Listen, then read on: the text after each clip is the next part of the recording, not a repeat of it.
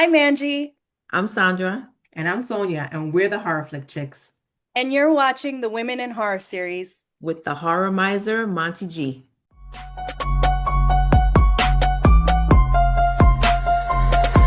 Y'all ready for this?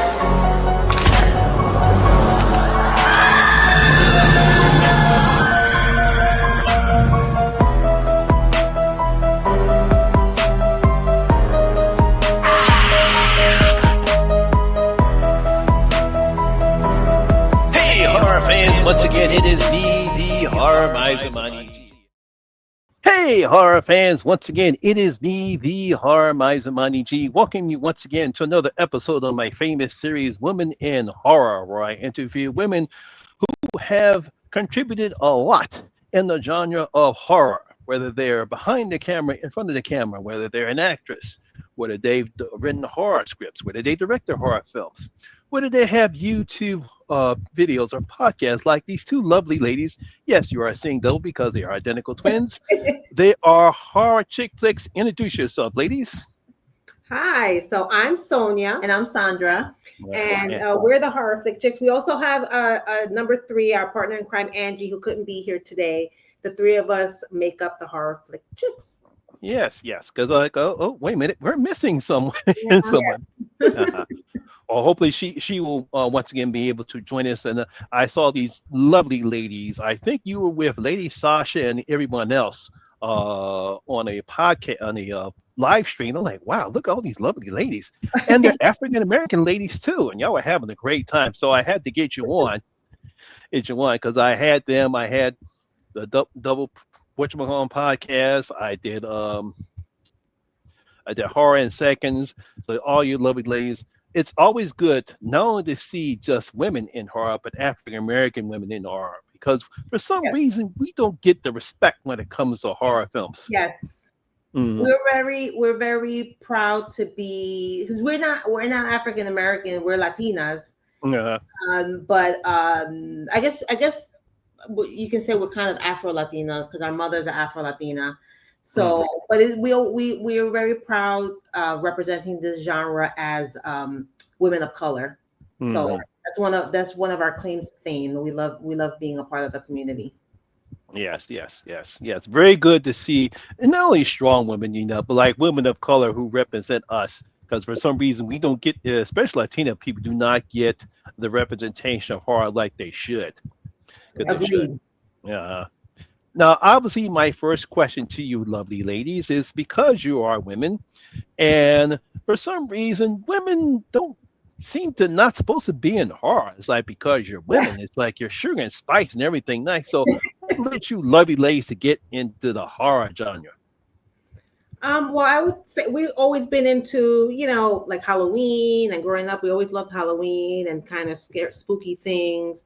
And we started watching movies at an early age, mostly TV movies Mm-hmm. at first, and then when Yeah. we got to the age where we could, actually go and rent videos, we would, rent like Right to the horror section. Yeah, that was our focus all the All the time. time. Yeah, we started. We watched a movie. Our first movie that we ever saw was a TV movie. It was 1985, Mm-hmm. called The Midnight Hour. Oh, okay. It was an ABC TV movie. It had LeVar Burton in it, and Sherry Belafonte, and Wolfman Jack. Jack, Peter DeLuise. Yeah, I know that one. Yeah. yeah. So we started with that one, and then we just always kind of just gravitated toward the spooky movies. Yeah. Mm. Anything they played that had, witches or zombies or ghosts or anything like that, we have to see it. It was Yeah, I see. we loved, that was our favorite all the time. Do y'all have a favorite subgenre, or well, I'll say this: what was the actual scariest horror movie that you've seen? Um The scariest. Mm. I don't know.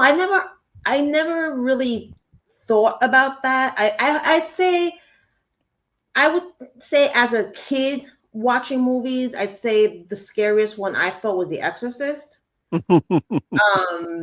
Like now I watch it and it's like, it's just It's like fun. yeah.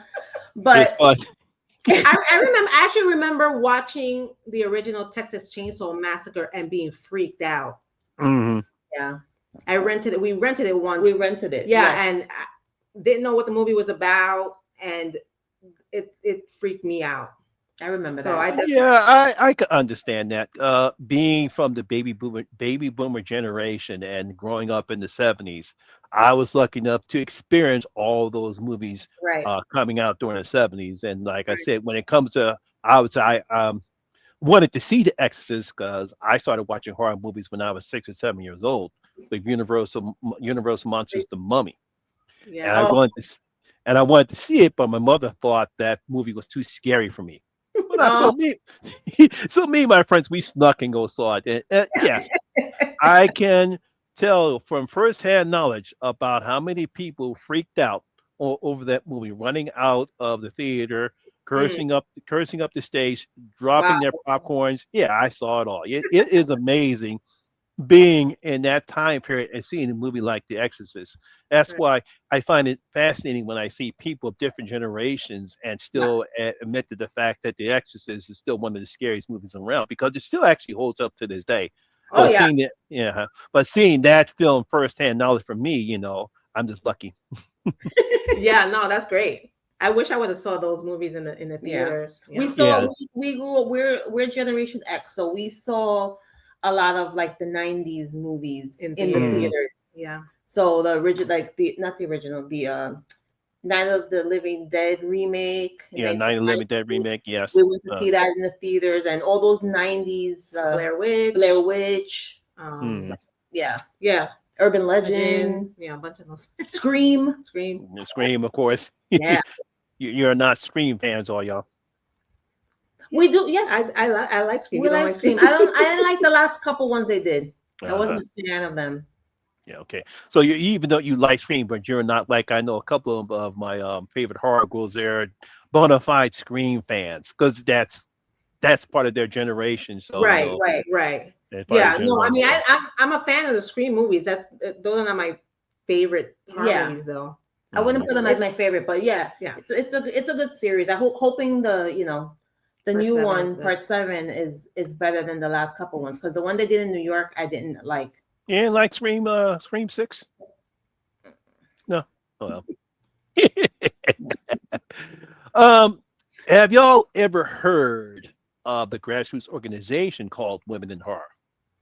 We did. We have heard of We them. have, yes. Oh, yes, that's good because it amazes me because when I first heard about it, I really didn't know that there was no type of organization that celebrated the contributions that women have made in the horror genre. And I found it fascinating because I mean, my mother and my father taught me to respect women and the fact that when it comes to the horror genre there was no real type of organization that celebrated what women had done in the horror genre, so I was fascinated by it. So I eventually decided, you know what, for my YouTube channel, that's what I'm going to do. So it eventually started in February. They moved it to March because they didn't want to compete with Black History Month. They didn't want to compete with Black History Month, and so every month I did something like this for the whole month of February or March, but the movement got so popular, so now it's a year-long celebration, Yeah. not just a month celebration. So I said, well, I'm gonna do the same thing too. So now I do it at least 2 interviews a month with lovely ladies such as Oh, yourself. nice. Mm. That's great. So my next question is,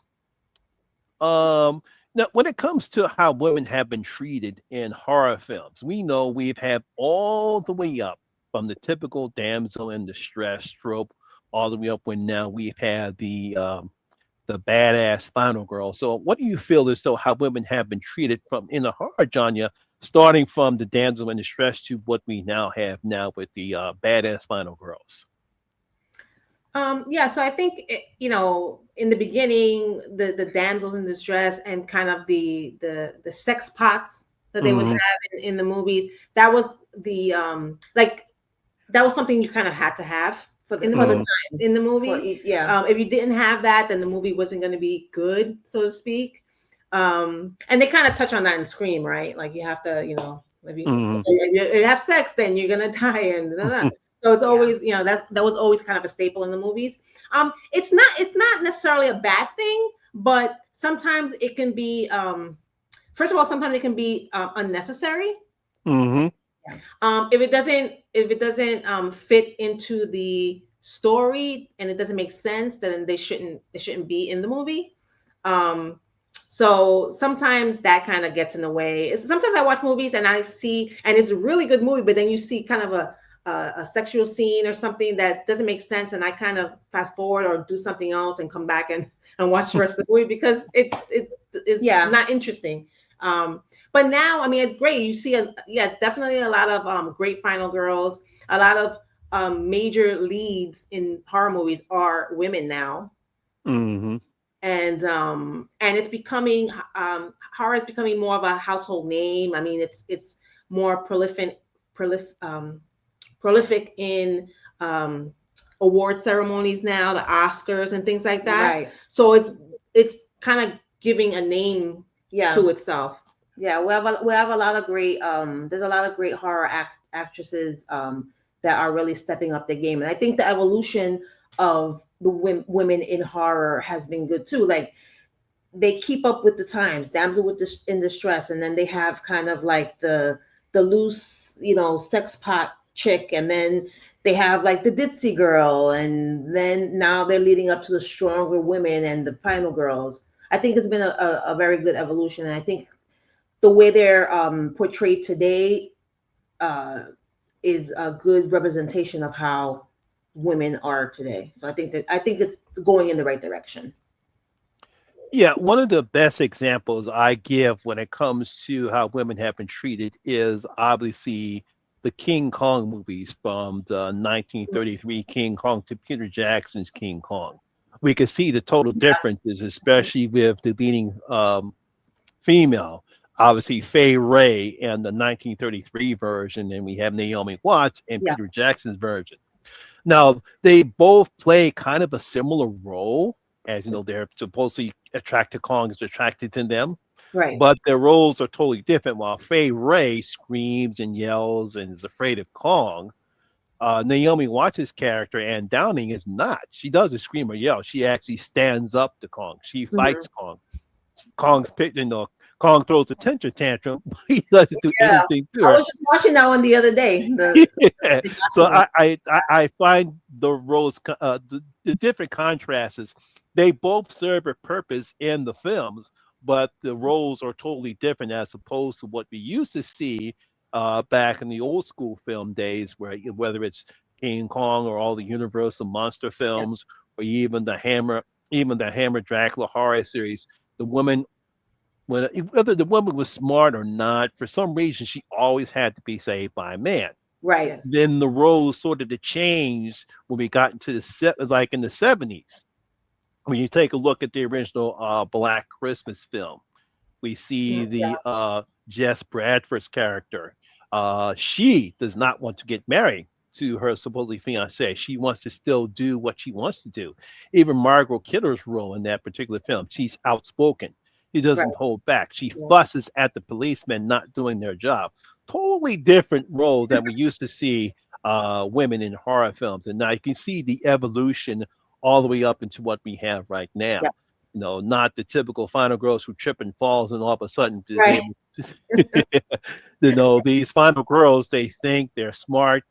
You know, when you take a look at Samantha Williams' character in Ready or Not, once she realized she's in deep doo-doo trouble, she starts to get very resourceful. I think another great example is I think her name is Sharon Vindel in Next. In Your Next. Yeah. Oh yeah. You know, that's a woman, because we she seems so innocent at first, but when the shit hits the fan, all of a sudden she starts to think, and we come to find out that her father was the survivalist and she knows to set up traps. Right. Yes. So that's what I really like to see, is that the evolution of the final girl. Yeah, I love those movies. They're great. Yeah, great movies. They're so great for you know, empowering women and showing how tough they can be in those situations. So those are great. Yeah. As a matter of fact, speaking of the final girl, how do you feel about the evolution of the final girl trope in horror films? Well, let's see. What I'm trying to think of what's the first kind of first movie that you would think that you consider A Final a Girl. final girl. Yeah, first horror movie. I mean, I would say Texas Chainsaw. Yeah. Um, that's but I'm trying to think any before that.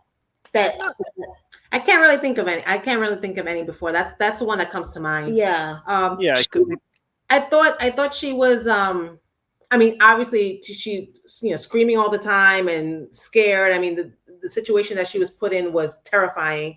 So it's totally understandable. Yeah. But she, she was able, I wouldn't even say she fought back because she really didn't fight, but she was kind of lucky enough to get away. To escape, yeah.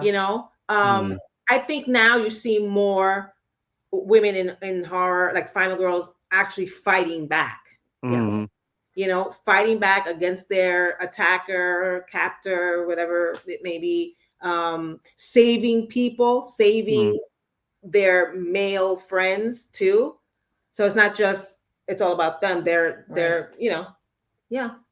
protectors Like too. what's that? Last House on the Left? Yeah. Last House Is on that- the Last House on yeah. the Left. the remake or the original? Both. Okay. Both. I mean, I think the remakes, those kind of movies where they have women like in major roles or leads or supposed to be final girls, I think the originals most of the time do a decent job, but the remakes make them even more powerful because they're more modern. Yeah. So, but I say both in their own way. I would say both. Okay. Now this is an interesting question. Since you're both Latina women, do you think the horror genre represents your culture very well? Like when you take a look at the film like The Curse of La Llorona, do you think that they actually represent Latino culture? I think that there's not enough Latino representation in horror. There are some movies and directors that are in the game now, like Gigi Sol Guerrero is a great horror director, and she's bringing light to the Latinas, but I don't. I think that there's definitely still some improvement that needs to be done in that. I mean, the Curse of La Llorona was actually, I thought it wasn't a bad movie. I held off on watching that for a while because I didn't understand why they couldn't cast a Latina lead. Because it's a Latin story, a Latin like boogeyman or boogeywoman, whatever.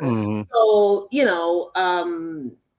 there's so many great Latina actresses, and I think they could have had someone do just as good with in that role. So that bothers me too, because there's a lot of Latin folklore and horror stories that you can bring to the big screen, but I think the story is better told when you have people from that culture also in those roles, portraying those characters. So yeah, I agree, because I find it fascinating that when I was looking up certain horror films, and it's like, well, that's one thing I really don't recognize, really don't have out there. Are some Spanish films or Latin horror films that I've seen, but there's not a lot, and it's kind of a shame too. It's kind of changing because I'm pretty sure there just like there's lots of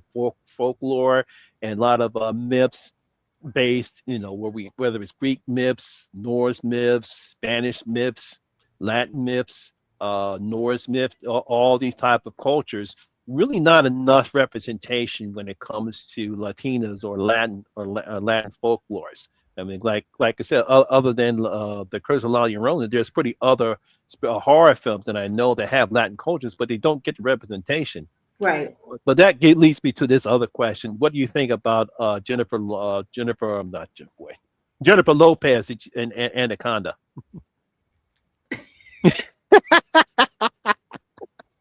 That's a good one. Um, I mean, Anaconda wasn't a terrible movie. No. I thought it was. I thought the snake was pretty cool with the big. He was like big and scary, and I mean, she did okay in that. I don't. It's not. I don't know. I have my thing with Jennifer Lopez, so I Yeah, first reaction was a good one. It's gonna turn into a whole different topic here. Oh boy, we'll have that discussion another day. She's all right. Okay. Do you feel women were disrespected or objectified during the early slasher films during the 80s with all that gratuitous nudity? It's like right during the mid of the slasher craze, for some reason or another, horror filmmakers could not make a slasher film without either a woman not exposing her breasts, her behind, or even do a full frontal nudity. As most of the time, it had nothing to do with the story. Just because she was considered a hot girl, we have to have some hot women in the film. Sonia was mentioning that before. Yeah.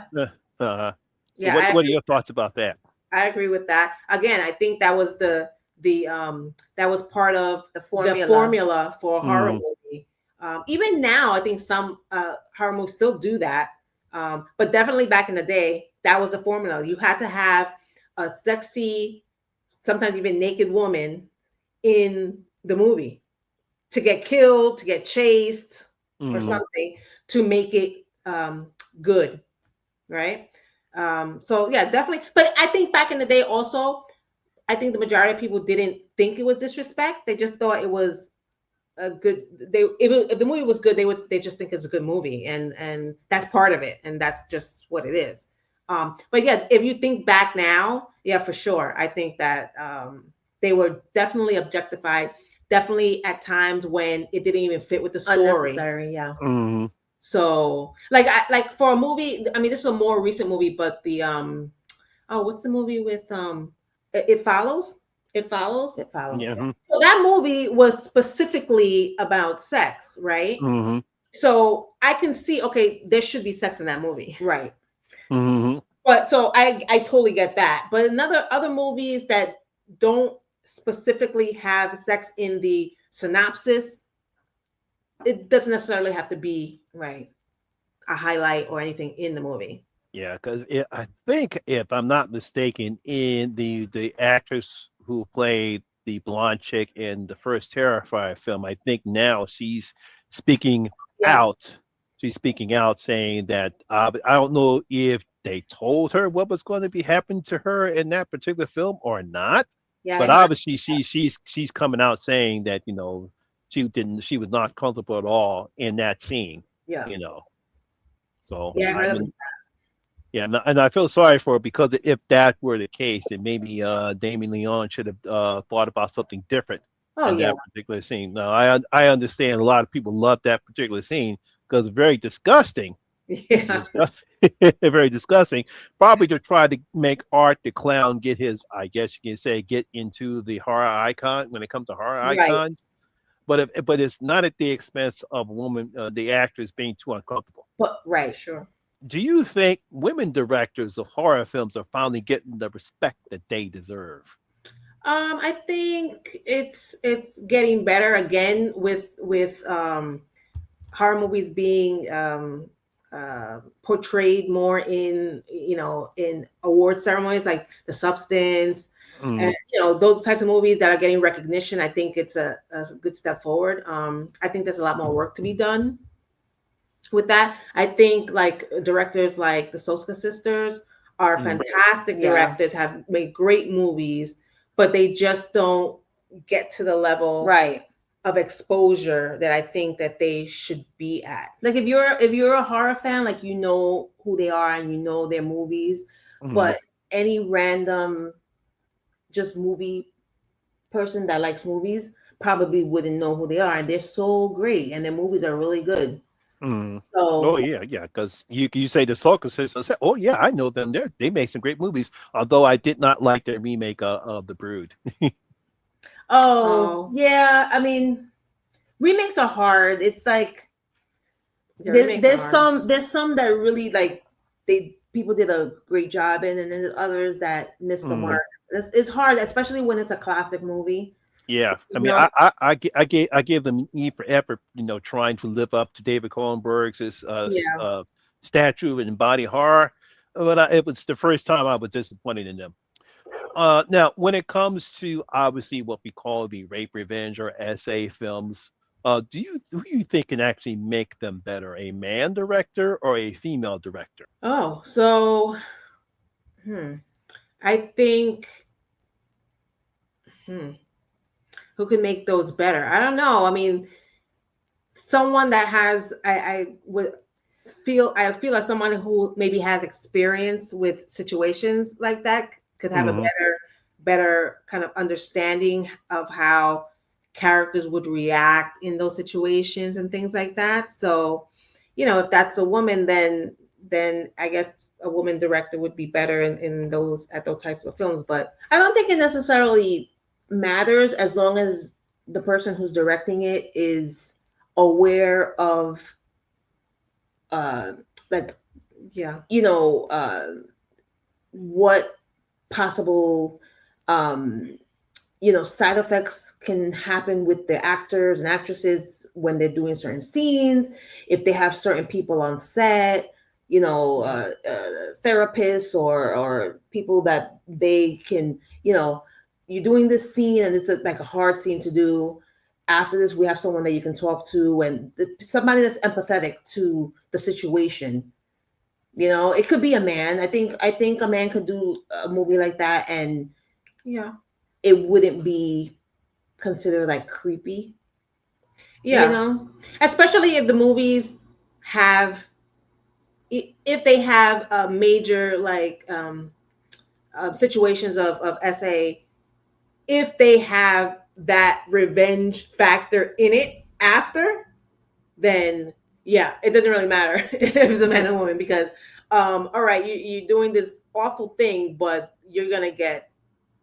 Yeah, you're gonna get yours the now. what's Well, I spit on your I grave. spit on your grave. Yeah, that Hmm. oof. Those remakes That's that they the did remake ones. Oh, that was hard to watch. and the sequels, yeah. Very hard Yeah, to watch. yeah. Um, I when didn't she watch. came back and attacked them, I was like, She really got her revenge. Because I didn't see the sequels. I saw because I saw the original. I Spit on Your Grave, and then of course I saw I think it was 2010. I forgot when the remake came out. Sarah Butler played the yeah, protagonist in the particular film. I really give her credit because I oh yeah, always say this when we bring when this question comes up. For her to do that scene in the woods, probably chilled, and she's fully nude for at least about a good 10 to 15 minutes, even further than that. And for Yeah. her to do that scene, I really felt for her because it's a very brutal scene with what's Yeah. happening with it. But the revenge she gets, it's Oh yeah. better. I know. Oh yeah. Mhm. Yeah, She Have definitely y'all got have revenge. y'all have y'all ladies see Irreversible? irreversible. I don't think so. No, I don't think so. Is No. that a revenge movie as well? Yeah, it was directed by Gaspar Noé, and he films it backwards. So we see in the beginning of the film, we see this guy beating the crap out of these two dudes, but we don't know why until we get to the beginning of the film. But that's because the two dudes, brutally raped his friend, and the rapes and the no and the essay scene, the rape scene is very brutal and very graphic. Hmm. But the actress who played it, Monica Baselli, she said that she was the one that insisted that that scene be more brutal and more brutal.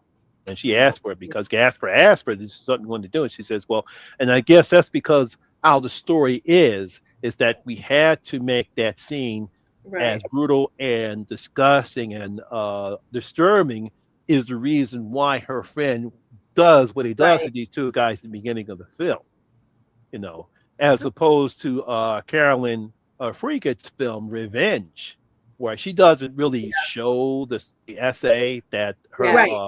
that her lover and her friends do to her. due to her, but we still see the aftermath. Yes. And Revenge was a good. That was a That good was a good movie. movie too, Yes. yeah. Oh yeah, and the fact that she's trying to look for her lover to protect her, and he doesn't. And of Right. course, her revenge is is bloody. Her revenge is bloody. That's good. Yeah. All right, ladies. Who is your favorite? Who is your favorite final girl and why? I think I have two. I think my old school favorite horror girl, final girl, is Jamie Lee Curtis. Okay, Laurie Strode. Yeah, Jamie Lee Curtis. You can actually see, like, if you watch all the Halloween movies from beginning to end, you can see her evolution. The scared, timid young girl in the first one, even in the second one. Mhm. And then in the subsequent movies that she wasn't in all the movies, but subsequent movies that she was in after that, you can see her getting more tough and stronger and fighting back. Mhm. So yeah, she's definitely one. And I also really love Samara Weaving. Yeah, I see. She's great. She's always great in all the movies that she does. Mhm. I love see. her. What do you think about Laurie Strode's character in the David Gordon Green's Halloween trilogy, where they ignore the events of the other Halloweens? Halloweens. So it goes from the From the Halloween from '79 all the way up until that movie came out. 2018. Yeah. It's hard to, especially if you watch them all, it's kind of hard to eliminate that from your mind. Mm-hmm. So I had to consciously, when I was watching the David Gordon Green ones, I had to consciously forget about Halloween 2. That didn't happen. Halloween 2 didn't happen. H2O didn't happen. Resurrection Didn't happen. Yeah, I had to consciously, because there was I can't think of it now, but there were certain things that were happening in the movies, and I was thinking that doesn't make sense because because Halloween 2 this happened, but then I had to wait that never happened. So I had to consciously force myself to think, forget about those movies. But it's hard. It's easier for people who've never seen the older Halloween movies and they're just coming in starting with those movies. Then it's not an issue. Right. Well, I mean, I was gonna say all those movies there was never any continuity in those movies. They had the original and part 2 were the original, and then part 2 started right after the original. Obviously, part 3 had nothing to do with Laurie or Michael Myers or anybody from those movies.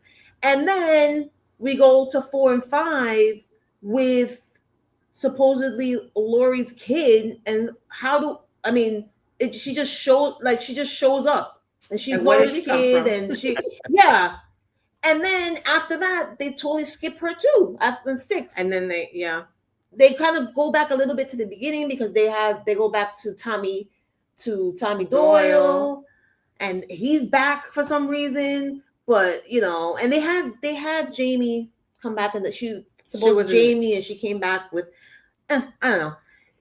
They're all kind of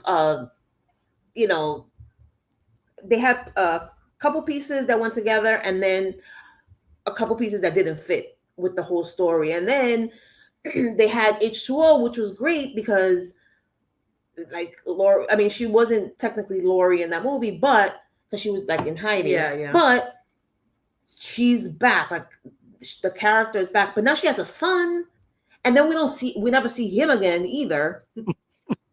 So it was all very strange. That whole franchise. It's not really. It's not like Friday the 13th. Friday the 13th has a lot of. All the movies have different characters, but they all start from where the other one was ending. Yeah, have more continuity. Yeah, it has more continuity than the Halloween series. Yeah. Yeah, I mean, I like the newer Halloween movies, except for the last one. I didn't care too much about that one. But everyone has their own opinion when it comes to Halloween ends. I mean, I thought it was such a bad way to end the franchise. I don't understand. I didn't get it. I don't know. I didn't get it. But So who is your favorite final girl and why? well, I also love Jamie Lee Curtis from the Mm, original, Halloween movies, and I also like Sidney Prescott. okay. She was, um, I guess you can say she was a little troubled because she grew up, her mom died, and she grew up with her dad, and then she's finding all this stuff about her mom, who she loved and thought she was this like great person. But then we find out that she was like, she was having affairs, and this is all happening because of the stuff that she did. And and she has to live with that, and she goes through everything in this first movie, and then part two comes out, which is good. It continues the story, and they're still after her, and these people connected to Maureen Prescott, her mom, are Mm, still looking to get revenge against Sydney when She has nothing to do she has with nothing to anything. do with it. She just happens to be her daughter, which is sad. I mean, Yeah. you know, but I thought she was really, even in part three too. I really liked her the way they had her character in part three. Like she wasn't even around. She was like in complete hiding. She had to come back out because things were happening again, and again, family that she didn't know about, and they starting this whole murder spree again, and everything, and even in four and everything, I thought she was really good. So I think she's very good, and she evolved. I think she had a good evolution mm, in the series. I'm glad she's coming back for the last one. Yeah. let me Or for see. the next one. I don't know if it's the last one, but the Right. next one. Next one. Are you a fan of the core four? The core four. Yeah. You got the twins, and you got Melissa and Sam. Elaborate, please. You got let's see, you got Melissa Beretta, Jenna Ortega, was it Mason? Oh, Yeah. Okay. I mean, I like them. yeah. I mean, I don't think it wasn't. I didn't like the more recent ones because they were in it. I thought they Mhm. did pretty. I Yeah, think it wasn't because of it them. wasn't because of them. It just No. they didn't do the story wasn't great, Mhm. and I think because they didn't have Nev Campbell in the last one, I Mhm. thought that was like a terrible. Like they should have done everything they could to keep her To get her in the series. I know. Yeah, yeah, no. They're But bringing her back now, so yeah, well, not like they had a choice. It's like well, my, yeah, my thing was that if when you have a actress or an actress, especially is what Nev Campbell has done for screen, yeah, and the fact you're going to disrespect her and not pay her the type of right, money that she deserves for the character she created, Yeah. then you deserve to get all the hate that you do. That was totally true, disrespectful. It's yeah, not the producers. I don't blame Radio Silence for that. I actually blame, I think, it was Spyglass and the movie studios. They didn't want to pay her, and it's like y'all deserve to get every hate that y'all get because y'all yeah. did Nev Campbell wrong. Yeah. And the fact that she wanted to come back.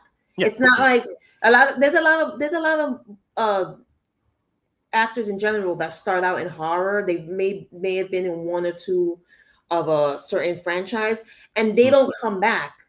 A lot of times they don't want to come back. They don't want to continue doing horror, and they have other people cast. And but she actually wants to come back, and she is a major horror character in the genre. Oh yeah. mm, So the fact that she wanted to come back and they didn't do all that they could to get her back, I agree. That's a shame. It was disrespectful, and it was a shame. Yeah. yeah. Okay, ladies. How did you create horror flick chicks? What led to the creation of horror flick chicks? So like we said, we've always been into horror movies, kind of Halloween spooky stuff. And we just decided one day that and we friends with Angie, of course, and we always used to talk about movies, new movies coming out, or movies that we've seen in the past, Yeah. things like that. and we just decided, oh, one day let's just start in a Facebook page. And we were just gonna post kind of like horror memes and post kind of things that upcoming horror movies and things that we like, or movies, like little quick reviews of movies. Yeah, it wasn't gonna be a big thing. It was just gonna be something fun that we wanted to do, and it just started to kind of catch on, and we got a lot of followers. We ended up starting an Instagram, and we got connected with the people at the movie blog, and then we started writing horror movie reviews for them, and then we just, I guess, kind of the word got out, and then we just started going to different events. We went to a few conventions. We've get invited to like advanced screenings. We're in New York, and we get invited to advanced screenings of upcoming horror movies, and like lots of fun stuff. Yeah. And we're also recently been collaborating a lot with other horror content creators, and on their YouTube channels or on IG Live, things like that. So it started out just as a fun kind of let's talk about horror online. We love horror and we just want to talk about it. And it just became more. Yeah, because it kind of similar to me growing up in the 70s. There's no internet, no social media. Yeah. Nothing like that. So unfortunately, half of my friends, my boys, they didn't know. They just didn't understand why I love weird shit. It's like, why you like all that weird shit? You like all that horror shit? That's disgusting. So I kind of felt sad because no one actually loved horror like I did. My mother thought it was crazy.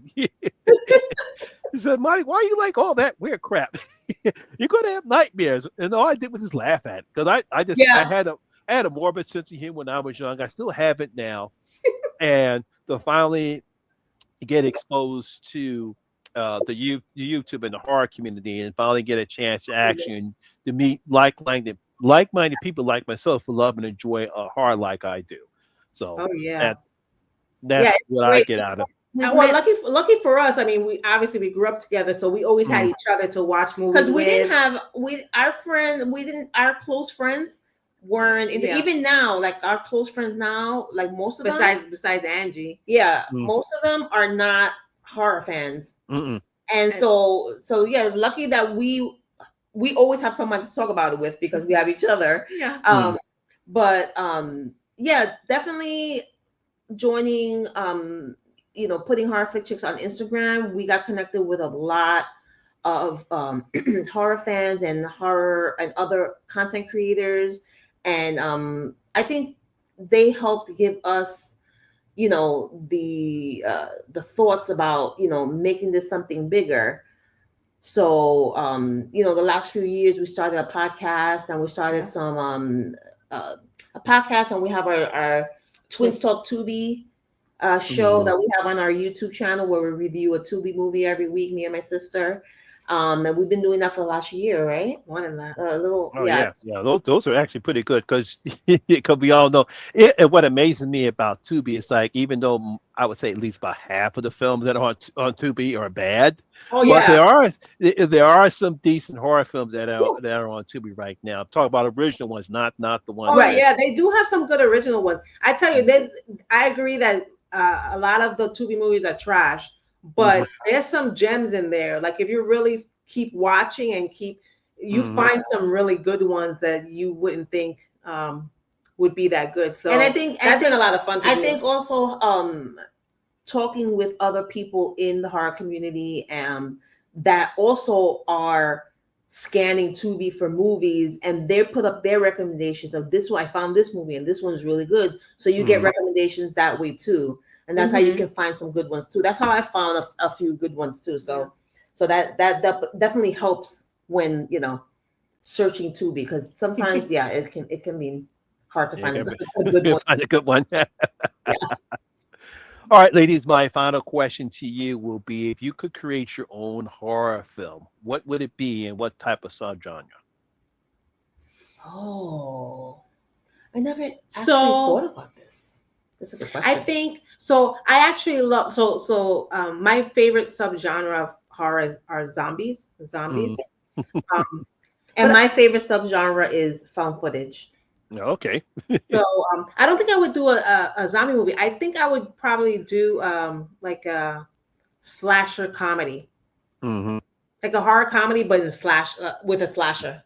Okay. Because I think those Yeah. will be you can still kind of put gory scenes in it, Hmm. but it'll be fun because you have A a little more comedy, lighthearted, a yeah. little more lighthearted. Yeah, A little more lighthearted because horror comedies are very hard to do I Yeah. know. because you have to know what type of balance you want to have. Is it going to Yeah. be silly over the top, or is it going to be somewhat serious but Yeah. lighthearted? Yes. Right. Yeah, Mhm. it is hard. There's not too many great No, horror.